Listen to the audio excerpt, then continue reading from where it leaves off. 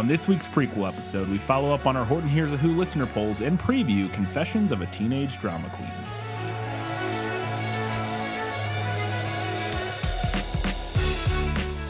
Hello and welcome back to This Film is Lit, the podcast where we talk about movies that are based on books. It's a prequel episode. We got quite a bit to get to, including some feedback for Horton Hears a Who. But first, our patron shoutouts. I put up with you because your father and mother were our finest patrons, that's why. We have 3 new free patrons this week, which basically just means they get to sign on and see the posts and see what they're missing out on. There's a few things that get posted for free, but not that much. The polls are free. Yes, our free patrons that signed on, Queerly Missing the Point. It's a great name. I don't know if it's a podcast or something, but it's a great name. Socially Awkward Butterfly, and Vinny the Fungus, who is rejoining us. There you go. Thank you all for signing on for free and following us on Patreon. And then we have one new $5 Hugo Award-winning patron this week getting access to that bonus content, and they are Jasmine. Thank you, Jasmine, for signing up for our $5 patron award level.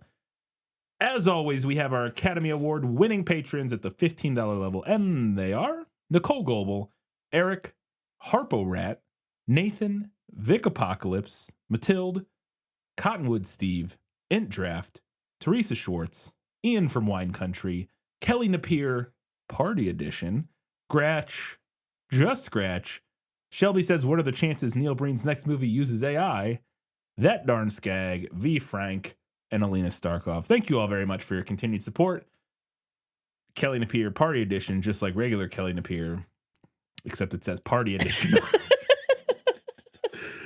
And I think there's a 110% chance Neil Breen uses AI in his next. There's no way that his movie isn't almost entirely that AI. next movie is not just an AI abomination. 100%. Also, Shelby, I saw you changed your name again recently, but I hadn't read this one yet on the pod, so I figured you might want this one.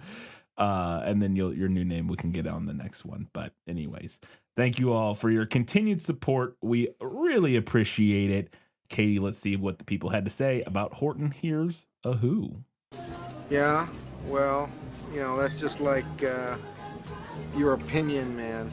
On Patreon, we had 4 votes for the book, 2 for the movie, and 1 listener who couldn't decide. Kelly Napier Party Edition. Side note, if we ever do merch, we should do a t-shirt that just says Party Edition. Yeah. Or I was going to say we do a regular Good, Bad, or Bad shirt. Or, sorry, This Film is Lit merch shirt. And then we release another one that's the exact same, but just has Party Edition underneath the logo. I think that would be funny, too. But I like both ideas. All right, let us know which idea you like more. Kelly Napier, Party Edition, said, I voted for the book, but I'm actually cheating because I'm voting for the 1970 TV special. The Dr. Seuss TV special hold a very dear place in my heart, as they were videos I checked out over and over again from the bookmobile that came to our town when I was growing up.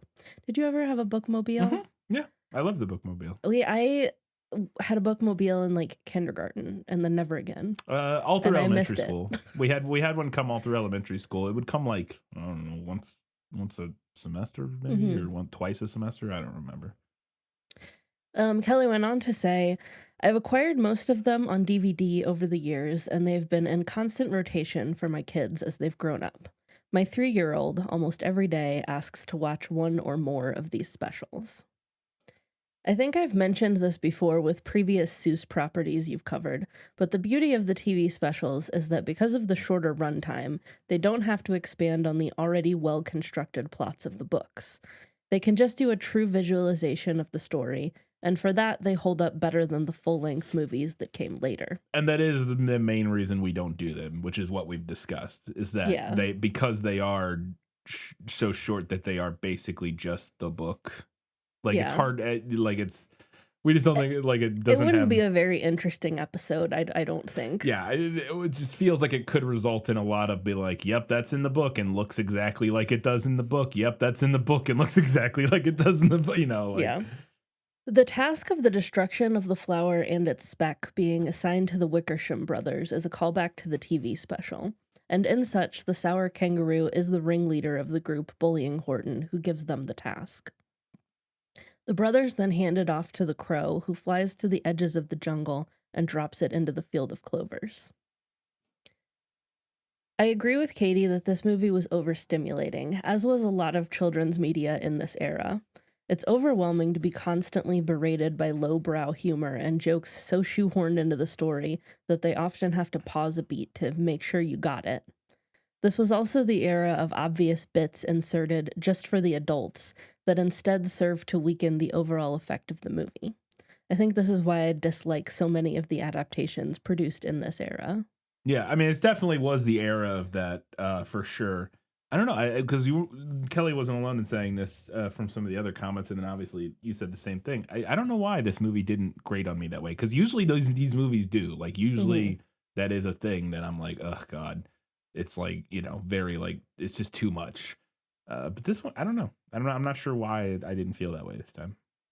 And I will say, and I think I mentioned this in the episode, this one I found it a little overstimulating, but it didn't grate on me as bad as, like, the Lorax. Yeah.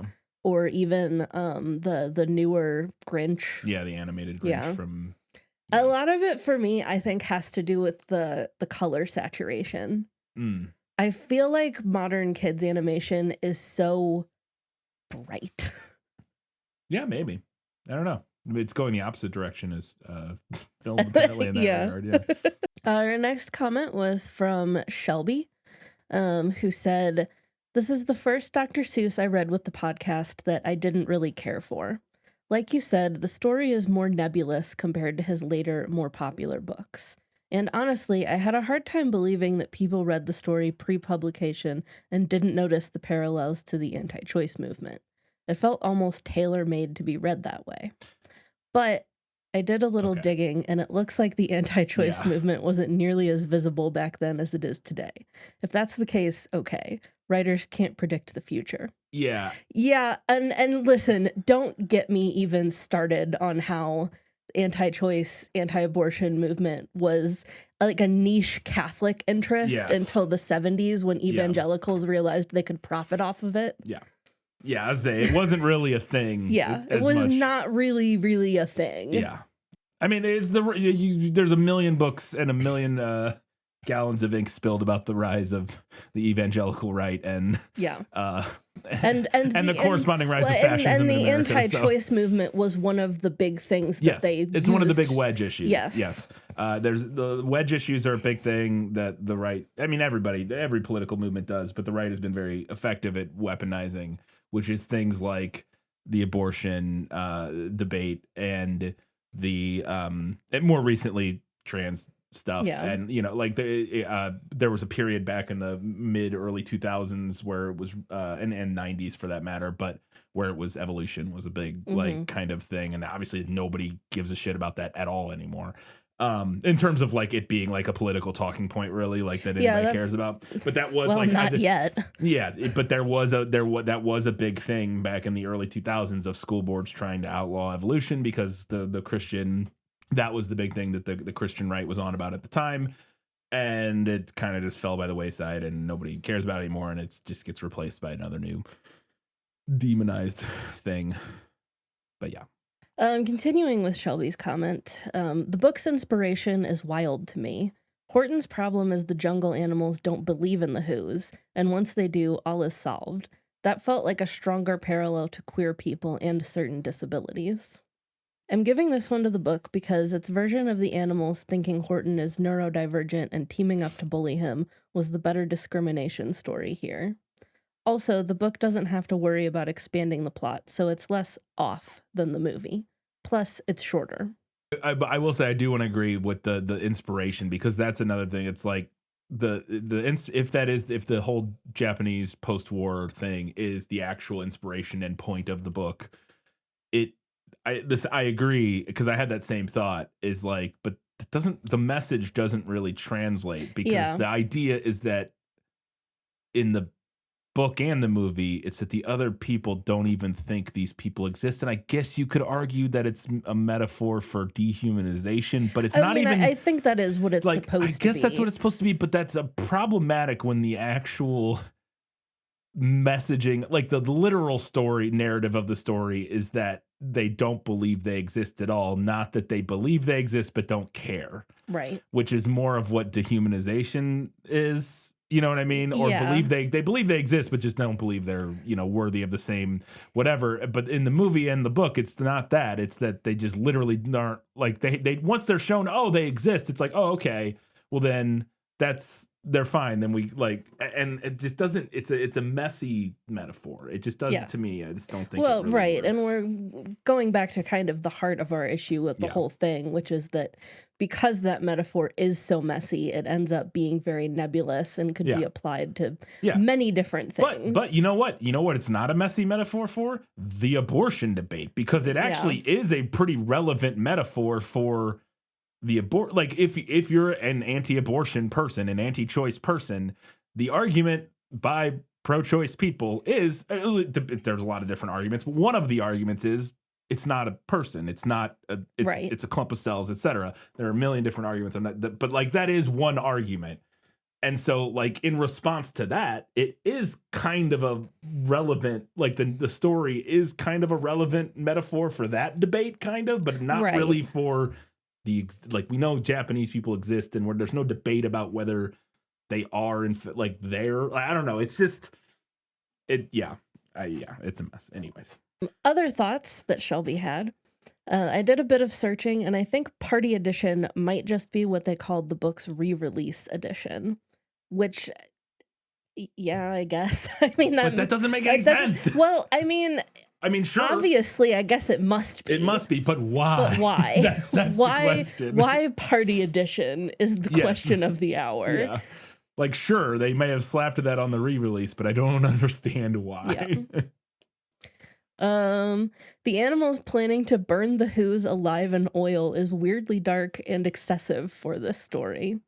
Yeah, it is a kind of a weirdly dark turn at the end. Now, to be fair, though, they don't think... Right, they don't think the Who's exist. They exist. They think they're just, like, putting a plant, a dead plant in oil. So, I mean, it is dark for us because we know they exist, but... And I do wonder, taking into account what the original inspiration supposedly was, if that's meant to be some kind of reference to, like, the atomic bombs. God, it's such a mess. I don't know. I just... Continuing with Shelby's thoughts here. Green Eggs and Ham was adapted into a Netflix show. There's two seasons. I haven't the faintest idea how they expanded the story that much, but I might check it out at some point because it was my Seuss book growing up.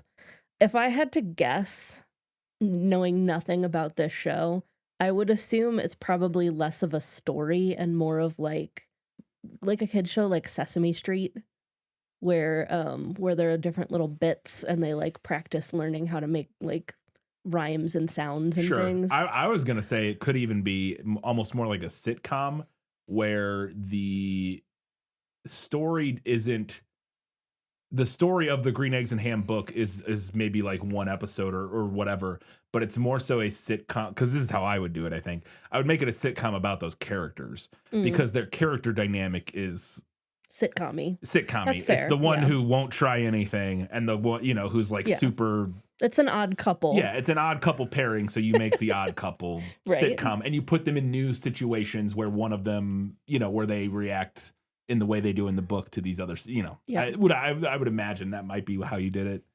But I could also see it, like you said, being more of like kind of like a Sesame Street style thing. And Shelby's last comment here, I still hope you cover the first Despicable Me for a bonus episode someday.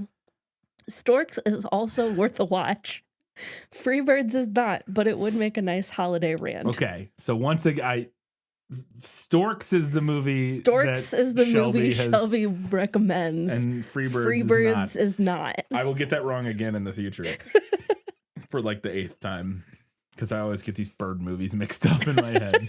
But on a recent episode, I think the writer or director or somebody involved with Horton Hears a Who was involved with Freebirds, and I was like, oh, it's that movie Shelby recommended or talked about, but it was not. But it was not, because Freebirds is the bad one that Shelby hates, and Storks is the one. Yeah, so Storks is the one. Our next comment on Patreon was from Nathan, who said, I can't decide. They both seem fine with good messages, but neither seems worth my vote. That's fair. I will say that I thought the movie felt anything but subtle in its messaging. It felt honestly a bit over the top, even though I agree with it. Like they knew anti-choice wackos would come out and decided to take on everything else they believe in, so they couldn't like the film.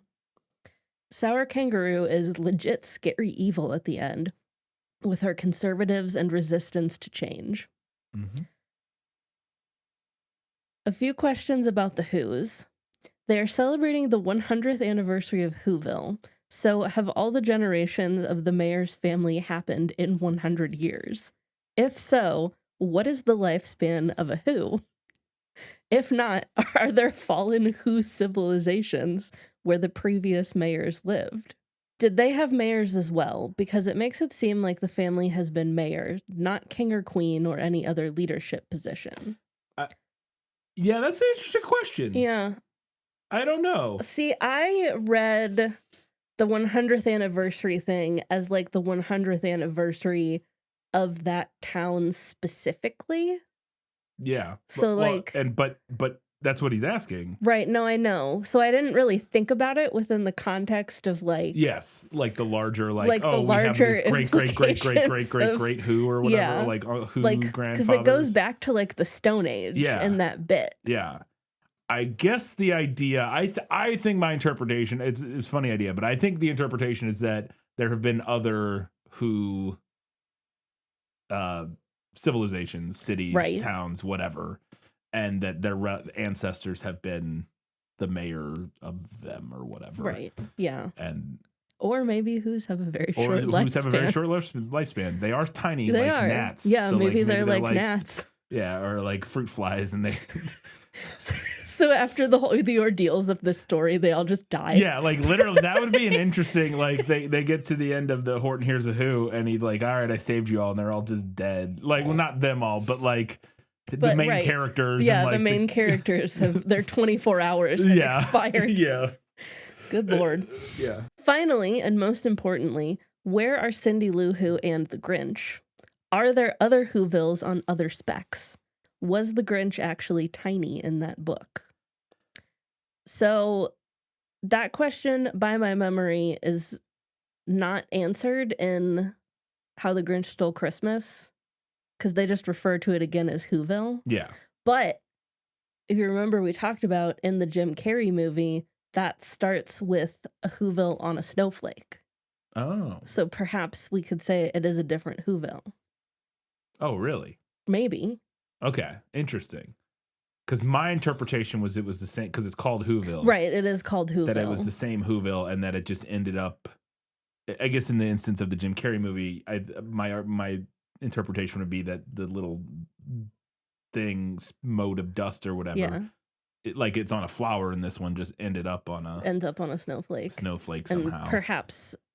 And perhaps we don't know when these things take place. Yeah, so. It's like How the Grinch Stole Christmas could have taken place earlier in the 100 years or after. Yeah. 100 years after the events of Horton Hears a Who. We don't know. What we really need is the Seussiverse to answer these questions and to really lay out.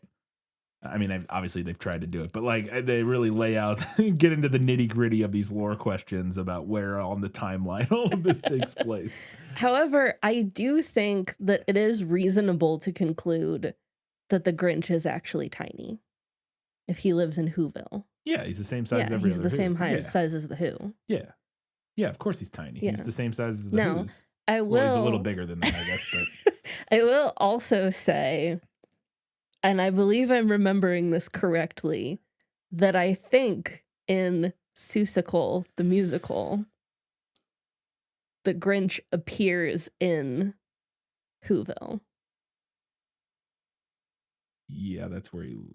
What? But the main plot of Seussical is the plot of Horton Hears a Who. Oh, so he shows up in the Whoville there. Yes. But I would have always assumed, to be fair, I would have assumed that the Grinch, regardless of our timeline of when it happened, I kind of assumed the Grinch was like, it turns into this, is like an age, not ageless, but like lives longer than Who's.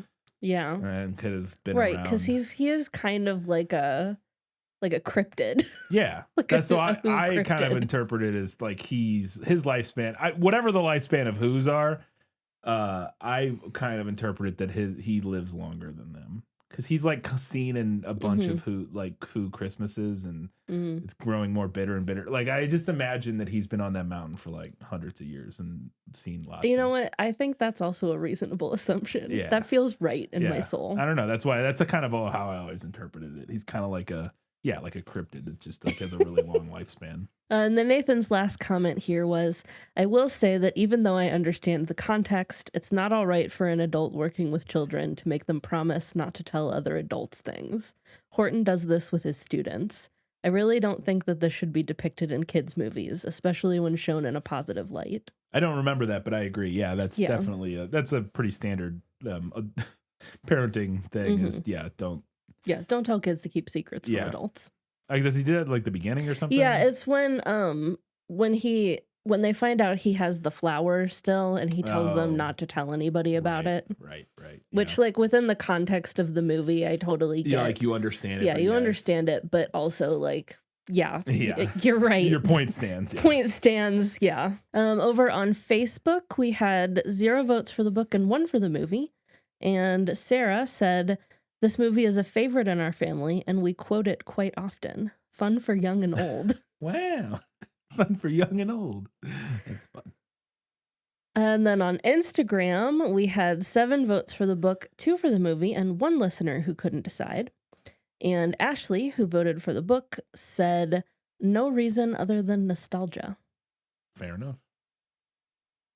And finally, on Goodreads, Miko said, "This is an easy win for the book. I like the simple version of the story so much more than the stretched out movie version. While watching it, I just wanted Horton to shut up even for a moment." That is fair. "I know you got Jim Carrey, but not every single second needs a joke.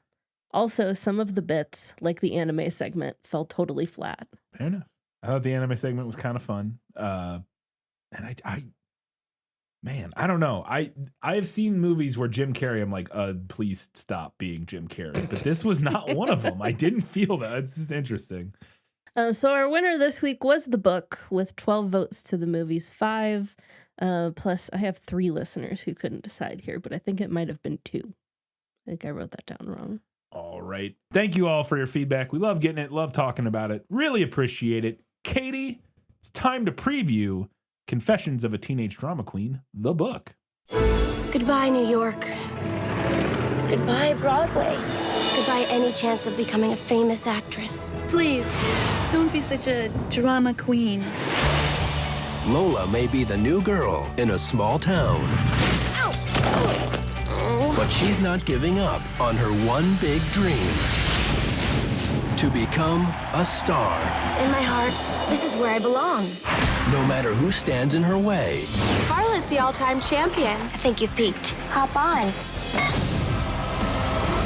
Me again. Or what sacrifices she'll have to make. I couldn't possibly have a boyfriend. I mean, I have to focus on my acting career.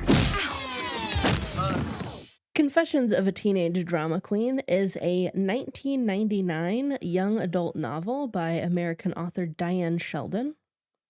I'm assuming her name is pronounced Diane, although it's spelled uniquely. Yeah. It's spelled Dyan. I would assume it's Diane. Yeah. But she's written a bunch of books. She's done like a ton of picture books. She also has a handful of adult novels, obviously some YA novels.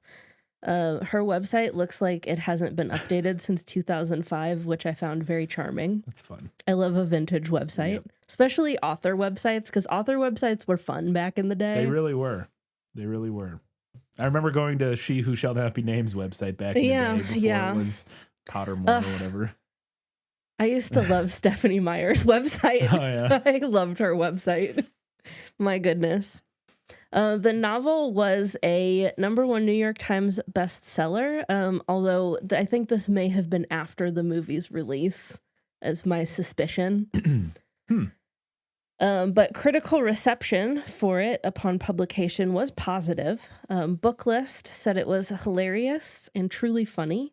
Publishers Weekly also positively reviewed the book, praising the main character Lola's wit and charm.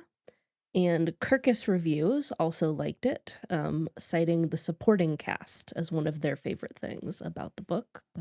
It was also an American Library Association recommended pick in 2006, obviously also following the release of the movie. Right.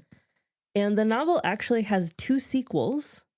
My not so, in parentheticals, my not parenthetical, Yes. not so, close parenthetical, Perfect Life in 2002, and Confessions of a Teenage Hollywood Star in 2005. And that one seems to have also been published as Confessions of a Hollywood Star. And based on the plot synopsis, I'm wondering if this was because it's set when Lola is in college, so maybe she's not a teen anymore. But I haven't read it, so I don't know. Yeah, and then maybe they added the teenage to make the connection more clear. Yeah, I'm not really movie, sure you know what I mean? What came first. Which title? Yeah, which title came first. I would bet that the Confessions of a Hollywood Star came first, and then they added the teenage to make the connection to the other one more clear. Would be my guess, maybe. But I don't know. And in all fairness, Confessions of a Hollywood Star just sounds like it could be any like chick lit of that era. Which is what makes me think that maybe they were trying to more directly tie the brand together. Although Confessions of a Hollywood Star is a better title because Confessions of a Teenage Hollywood Star is wordy in a way that it's a little clunky. Yeah. But all right, those are your book facts for Confessions of a Teenage Drama Queen. Let's learn now a little bit about the movie. One girl is finally going to take a chance Auditions are Friday. at making her dreams come true. Understand that we must fly away from the nest. I just know something is gonna go wrong. The road to stardom won't be glamorous, and it won't be easy. Have you finally had enough? Is that a threat? Absolutely. Ow, ow, ow. Confessions of a Teenage Drama Queen is a 2004 film directed by Sarah Sugarman, director of Vinyl, Very Annie Mary, which is a she's a Welsh director, and Very Annie Mary is a musical comedy film, apparently, and Mad Cows. It was written by Gerald Parent, who was a writer on The Cosby Show, The Carol Burnett Show, a show called Tracy Takes On, ... The Mary Tyler Moore Show, The Golden Girls, and she wrote the film, the Disney original TV film, Cadet Kelly. That makes so much sense. More on that later. So the film stars Lindsay Lohan, Adam Garcia, Glenn Headley, Allison Pill, Ellie Marenthal, Carol Kane, Megan Fox, Sheila McCarthy, Tom McCamus, Allison Seeley Smith, Ashley Leggett, and Barbara Mamabolo. Probably mispronounced several of those names. It has a 14% on Rotten Tomatoes, a 33% on Metacritic, and a 4.7 out of 10 on IMDb. But we'll see. Those reviews may not reflect reality. We'll see. The film made $33.3 million against a budget of $15 million. So, speaking of Cadet Kelly, the role of Lola in this film, the main character, was originally offered to Hilary Duff, but she backed out of the film, and then Lohan was later cast. Lohan, when talking about the part, would say, quote, "The part that stuck out to me most," and this is when Lohan was like a nobody. I think she had been in The Parent Trap, and that's about it at this point, essentially. She said, "The part that stuck out to the, because Mean Girls was right after this. Right. She was cast in Mean Girls. Mean Girls is what really like catapulted her. Yeah, and that was like right after this. The part that stuck out to me most about the story was how different Lola is," Lohan said. "She's really interesting. As outgoing as she is, she keeps a lot in, and I think it's really good to see how her character develops throughout the story," end quote. So about what you'd expect from a 16-year-old talking about their movie role, which is not much. Producer Robert Shapiro said, quote, Lindsay Lohan is absolutely a 500-watt bulb. She's delightful to watch. She's a typical teenager, and she's very wise, and all of that comes across in the part of Lola. Some other people that were considered for the role, though, apart from Lindsay Lohan, according to IMDb trivia, include Wendy Crewson, Montserrat Oliver, I don't know who that is. Me either. Elizabeth Mitchell, Aisha Tyler, Alicia Witt, Judy Greer, which would have been fascinating, Rachel McAdams, Ziyi Zhang, Christina Aguilera, Jessica Biel, Anna Faris, Haley Duff, and Alexa Penavega, all considered for the role. And I had heard about half of those people. Yeah. Judy Greer is fascinating because I don't know how old I don't think she's that. I think she would have been too old for the role. Maybe not. Because I could have swore Judy Greer, not that she's like old, but like I thought in 2004 she was in like her mid-20s I thought, because I'm pretty sure that's around the time she was in Arrested Development, and she's like in her 20s. And Judy Greer is 49 right now. Yeah, how old is Lindsay Lohan? She's like our age. Yeah, that's like maybe a year or two older than us.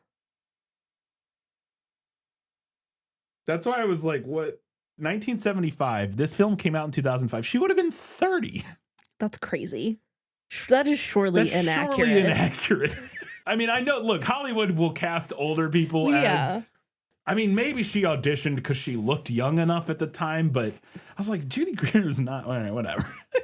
It's like I said, she was in, I think this is like the same time she was in Arrested Development, and she's like, plays like a 25-year-old adult in that. Yeah. That's all I mean, to be fair, Rachel McAdams, I think, was also like quite a bit older than her character in Mean Girls. Yeah. That's fair. Like I said, it's not that Hollywood doesn't do that. Off the top of my head, if she was like that much older, but she was like significantly older than her co-stars. Yeah, and that's fair. Like I said, Hollywood does that. It's just, to me, like, I'm like, she was like 30 when this movie was being filmed. I don't know if she could pull off 16, but whatever. Or 17 or however old they're supposed to be. Apparently, this is also an IMDb trivia fact. This was Lindsay Lohan's only theatrical Disney movie that was not inspired by a previously released Disney movie. Because The Parent Trap was obviously based on The Parent Trap. Freaky Friday was a remake. And then Herbie Fully Loaded was a reboot / sequel. I forgot they did that to Lindsay Lohan. Yep. And then getting into some reviews, for Variety, Dennis Harvey commented in his review saying, quote, based on Diane Sheldon's popular youth fiction, Confessions of a Teenage Drama Queen emerges a stained showcase for up-and-comer Lindsay Lohan as a sophisticated Big Apple teen unhappily relocated to New Jersey. Minimally funny comedy feels like a Disney Channel pick that got boosted to theatrical after Lohan scored a hit opposite Jamie Lee Curtis in the Freaky Friday remake. So Freaky Friday was out at this point too. Nonetheless, it should have a lock on the 7 to 12-year-old female demo for a couple of weekends before finding longer tube tape shelf life. Yeah, Freaky Friday, I believe, came out in 2003 because that was the whole reason that I watched this movie. Yeah. I was like, oh, Lindsay Lohan, give me more. So then, and to be fair, then Freaky Friday was probably another and thing. I think that you'll agree after seeing the movie, I think that assessment is probably spot on. Because Confessions of a Teenage Drama Queen feels way more like a Disney Channel original movie than a theatrical film. Yeah. Okay. I do think you will agree. Another review from UltimateDisney.com reviewing the DVD said, quote, it doesn't garner a recommendation as a film, and its DVD special features are as breezy and shallow as the movie itself. Lindsay Lohan fans and teenage girls are bound to be the most interested, and they might well enjoy it on the surface as light entertainment, but for others, one viewing may be more than enough. End quote. For the LA Times, Kevin Thomas gave it a fresh score, saying, quote, at a time when crassness, and so this was a contemporary positive review. This is why I included this, because the vast majority of them are rotten, but this is a contemporary positive review. For the LA Times, Kevin Thomas said, quote, at a time when crassness and dumbing down pervade popular entertainment, especially movies aimed at youthful audiences, Confessions of a Teenage Drama Queen dares to be smart, end quote. So it was like literally the only major positive review like I could find from the time period. So there has been a bit of a reappraisal in recent years, or at least enough for it to warrant an entry on the Wikipedia page. Writing for Paste magazine, Claire Martin re-examined the movie on its 20th anniversary, saying, quote, it may have the best portrayal of an adolescent girl's inner life, not the serious lonely moments, but the vibrant fantasies that fuel crushes and obsessions of the moment. As the character of Lola may be chided as a drama queen during the film, but her intense emotions reflect the reality of teenage interiority. And quote, her unabashed enthusiasm and at times ridiculousness are so contrary to our lives that it's no wonder that the movie was slated by movie critics as a profession historically dominated by men in parentheticals. So I guess it says slated by movie critics. I assume they mean slated isn't criticized. As in like criticized. Yeah. I've never heard it used that way, but was panned by movie critics, a profession historically dominated by men. So this person is calling out the fact that a lot of the critics who reviewed this movie were men, and this movie was very clearly not made for and adult honestly, men. I 100% agree with this assessment as well. Yeah. I don't know if it's like the best portrayal that there ever has been of a teenage girl's inner life, but I do think that the movie does a really good job of that. Yeah. They went on to call it a, quote, heightened predecessor to Lady Bird, the 2017 film, and also drew comparisons to the lead character of the novel Anne of Green Gables. They also praised Lohan's performance for making, quote, a character that could be grating in the wrong hands extremely fun to watch, end quote. And then another reappraisal by Rebecca Schreiersham, writing for Collider, said, quote, it's one of the most underrated teen movies of the 2000s. It was overshadowed by Mean Girls from the same year, but going on. They praised Lohan's and Megan Fox's performances, with Lohan delivering, quote, the captivating larger-than-life persona that skyrocketed her to fame. And they also praised the themes that the story addresses, saying, quote, the comedy musical is made by women for women. It's also an over-the-top satire examining how pop culture and the media portray teenage girls. The film claps back by embracing the drama with strong female leads and rejoices in their theatrics, end quote. So, again, there's been a little bit of a reappraisal of the film. So I always love when that happens, when a movie comes out and nobody like gets it or likes it, but then people are like, wait a second. Maybe this was actually really good. Was this actually brilliant? Yeah. I am always interested to see. I always love watching movies like I'm actually really fascinated for you to watch this and see what your assessment of it is. I'm excited to watch it too. So before we wrap up and tell you where you can watch it, we want to remind you can head over to Facebook, Instagram, Threads, Goodreads, Blue Sky, any of those places. Interact. We'd love to hear what you have to say about any of the things we watch, but definitely in a couple weeks when we're talking about Confessions of a Teenage Drama Queen. You can also help us out by heading over to Apple Podcasts, Spotify, any of those places. Write us a nice little review, drop us a 5-star rating. That helps. And you can support us at patreon.com/thisfilmislit. Katie, where can people watch Confessions of a Teenage Drama Queen? Well, as always, you can check with your local library or a local video rental store if you still have one. Otherwise, you can stream this with a subscription to Disney Plus. That makes sense. Or you can rent it for around $4 from Amazon, Apple TV, YouTube, or Fandango at home. All right. Yeah, no, I like we were just talking about. I am actually very excited to watch it because like I said, I love a reappraisal movie. That's one of my favorite things. I'm trying to think of some other good examples. Obviously, Starship Troopers is a big one, but there's discourse again about now going around on the internet, which is always fun. Once a year, somebody comes out to be like, guys, it's actually not a good satire because the movie never turns to the camera and goes, these guys are bad. So it's, oh God, like, are we doing this again? Anyways, but yeah, there have been some other ones that I can't remember, but I know we've done at least a couple of those where it's like panned when it came out, but then later everybody was like, wait a second. And so, yeah, and especially something like this that I do. One of the things I pride myself on is having grown a lot in the way I watch movies and being able to watch something like this that 15 years ago I would have never watched, but if I did watch, would be like, this is fucking stupid, because I just would not be able to watch it from pull myself out of my own personal interior life in the lens of viewing it through the lens of a cis straight white guy from whatever, and so I always like watching movies like this as kind of an exercise to like challenge myself to like, I don't know, challenge my critical viewing skills, I guess. Yeah. Maybe. Anyways. Another thing that I want to talk about on this episode, just to prime you for this, because you said that originally Hilary Duff was cast as the lead character. And I, like any other millennial girl worth her salt, also love Hilary Duff. Of course. But I think she would have been wildly miscast in that role. And I really want to know if you agree with me.